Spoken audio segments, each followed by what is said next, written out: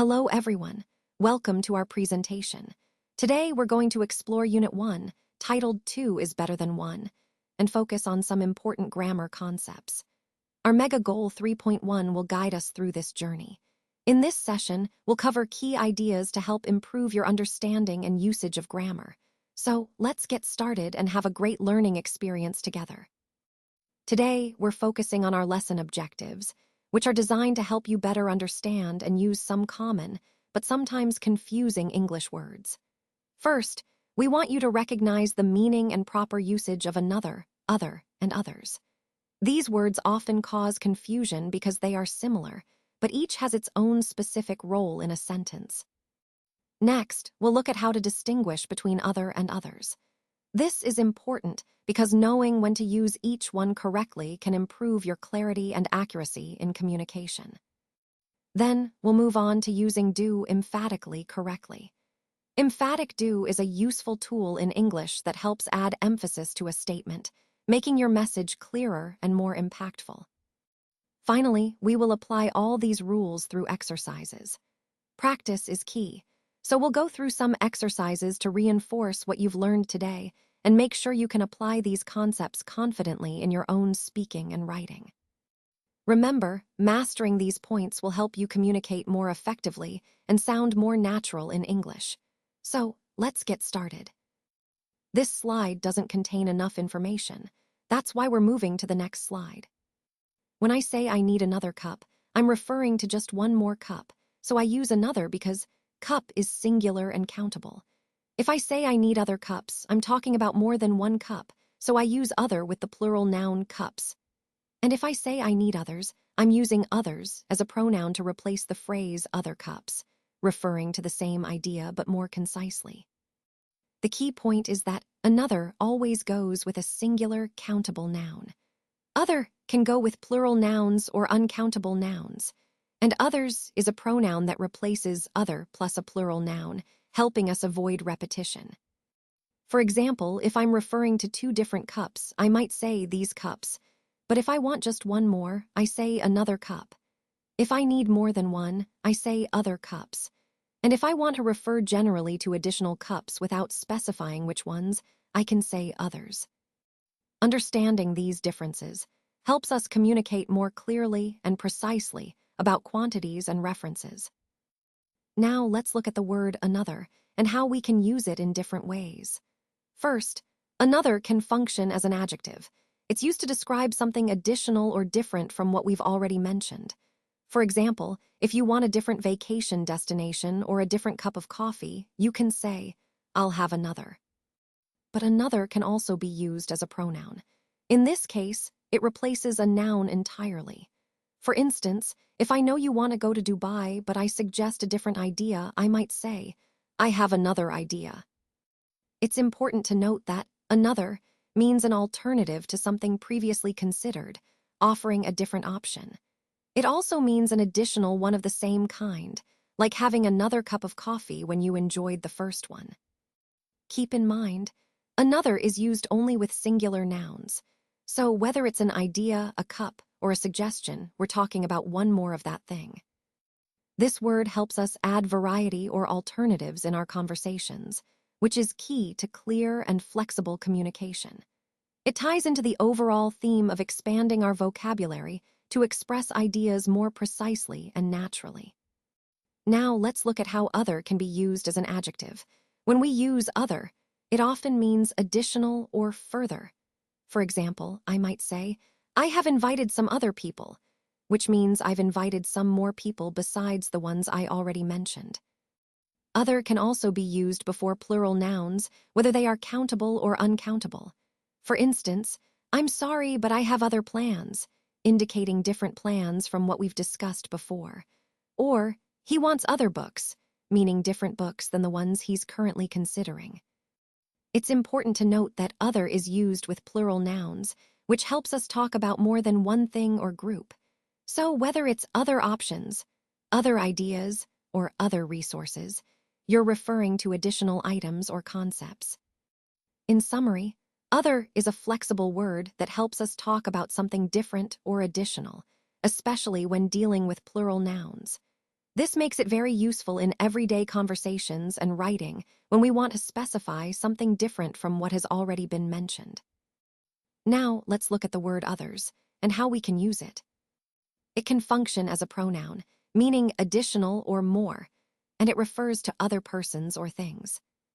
For example, if I say, I don't like these shoes, let's ask for others. Here, others means other shoes. Similarly, if I mention, these cars are expensive, others are cheap, in this case, others refers to other cars. It's important to note that we use others instead of other plus a plural noun. So rather than saying other shoes, we just say others, when the context clearly refers to other items of the same category.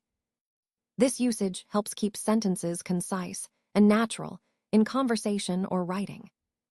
Understanding this will help you refer to additional or different items smoothly and correctly.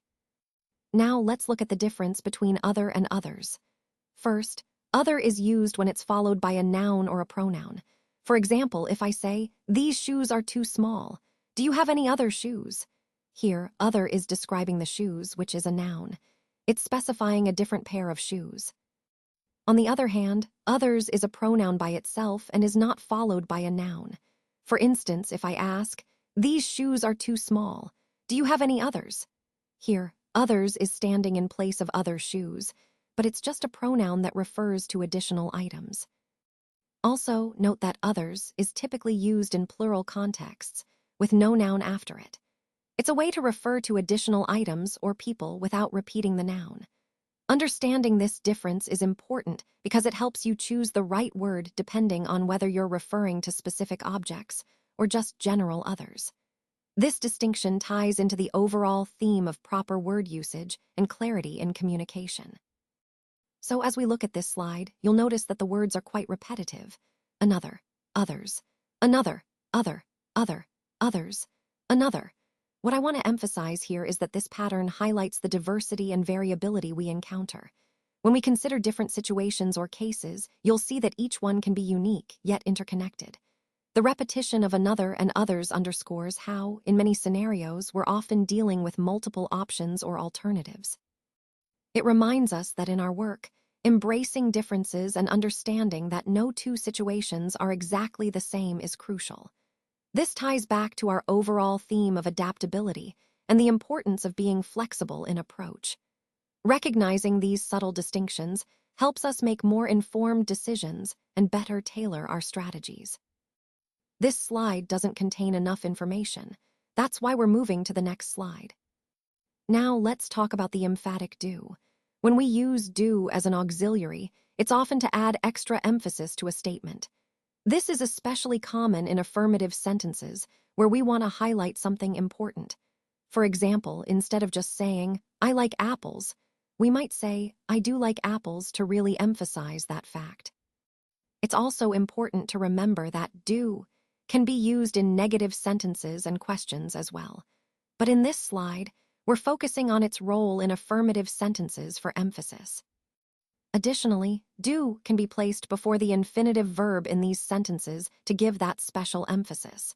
So, by adding do in this way, we make our statement more forceful and clear. This use of do ties into our overall theme of understanding how auxiliary verbs help us express different nuances in English, whether we're asking questions, making negatives, or emphasizing certain points. Let's take a look at some examples of how we use emphasis with the auxiliary verbs do and did in sentences. First, consider I do speak English. This emphasizes that I indeed speak English, perhaps in response to a question or doubt. Next, I do like this book. Again, the do highlights my genuine liking for the book, making my statement more assertive. Moving on, he does speak English well. Here, the does emphasizes the quality of his English skills, perhaps contrasting with someone else's abilities. Lastly, they did live here before. Uses did to stress that they previously lived here, possibly countering a suggestion they never did. These examples show how adding do or did can make our statements more forceful or clear, especially in conversation. This ties back to our overall theme of understanding emphasis in English and how auxiliary verbs help us communicate more precisely. Now, let's look at how we can use the emphatic do to create contrast between what we expect and what actually happens. It's a useful tool in our language toolkit. For example, if I want to emphasize that I truly called someone yesterday, I might say, "I did call you yesterday." This construction highlights the action, especially if there's some doubt or surprise involved. It's a great way to reinforce the truth of your statement when it's being challenged, or when you want to stress the effort you made.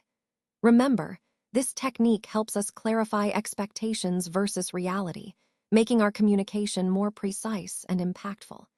It ties back to the overall theme of understanding and using language effectively to express ourselves clearly.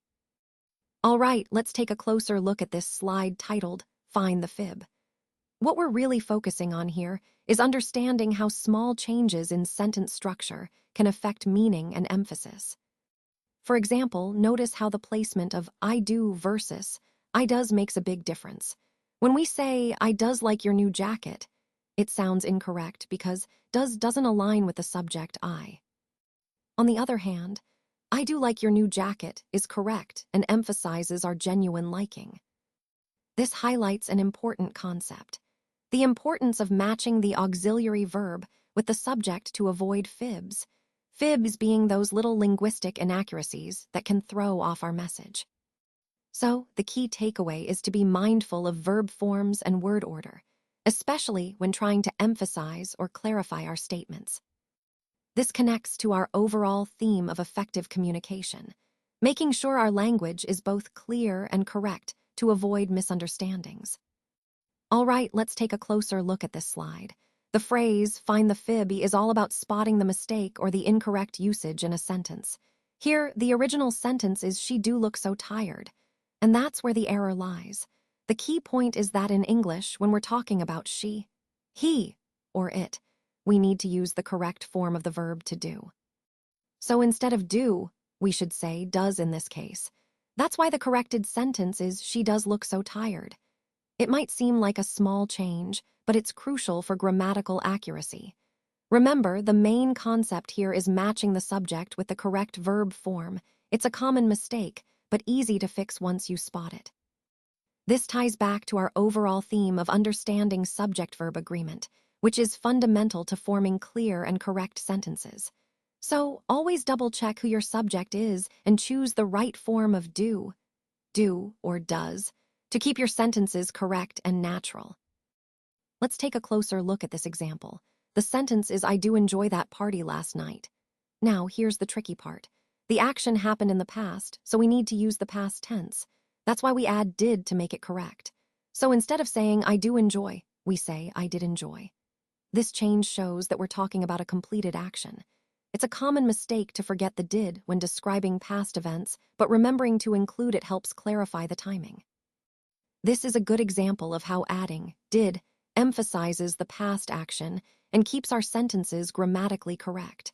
So, whenever you're talking about something that happened before now, remember to include did in your sentences. I do hope you get better quickly. It's always important to wish someone well when they're not feeling their best. Showing concern like this helps build connections and shows empathy. He does enjoy playing on his own. Sometimes, people find comfort in solitude, and it's perfectly normal for someone to prefer spending time alone, especially if they find it relaxing or enjoyable. He does need to find a job soon. This highlights a sense of urgency or necessity, maybe for financial reasons or personal goals. It's a common situation many face, and it ties into the theme of planning for the future. I did ask my friend to join us. This is a simple example of past action, showing that I made an effort to include someone else. It emphasizes the importance of social connections and making plans.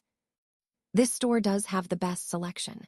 Here, we're expressing a strong opinion about the quality or variety available, which can influence decision-making or preferences. The teacher did notice you were absent. It's a reminder that sometimes our actions or absences don't go unnoticed, especially in a learning environment. It underscores the importance of communication and awareness of others' attention. Overall, these sentences show how we use do and did to emphasize or affirm actions and qualities, which is key in clear, confident communication. All right, for your homework, please turn to workbook page 220 and focus on exercise D. This is a great opportunity to reinforce what we've learned today. Take your time to carefully work through the questions or tasks on that page. Remember, the key points here are about applying the concepts we've discussed in real-world situations, so try to connect what you're doing to those ideas. Completing this exercise will help solidify your understanding and prepare you for the next steps in your learning journey. Thanks for your effort, and I look forward to seeing your progress next time.